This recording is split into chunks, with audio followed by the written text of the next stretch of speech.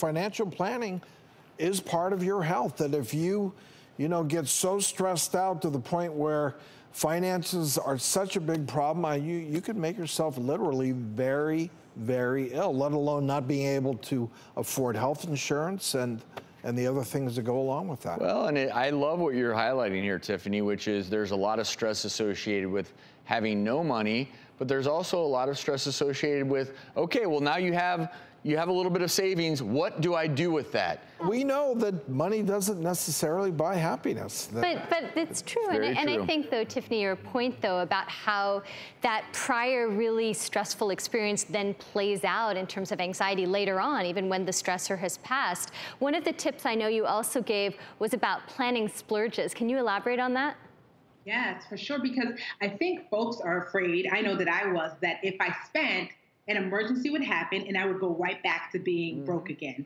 And so when you start to plan splurges, it puts you in the safe mind frame where, you know what, I have enough. I've set aside for this vacation or maybe something that you want to buy or maybe the spa. But planning for splurges is really a great way to start to work past that PBSD. And honestly, it's the reason why this PBSD is, I think people don't understand just how much it can traumatize folks. It's the reason why I started my business, the Budgetnista, is because I really saw how it was holding me back from living life. Here I was living less than 30% of what I was making. That's what I was living off of. And how does that serve anyone? You know, it certainly wasn't serving me. And so I wanted to show other people how to get beyond being broke and then work on the mindset that would keep them in the wealth that they could eventually come into.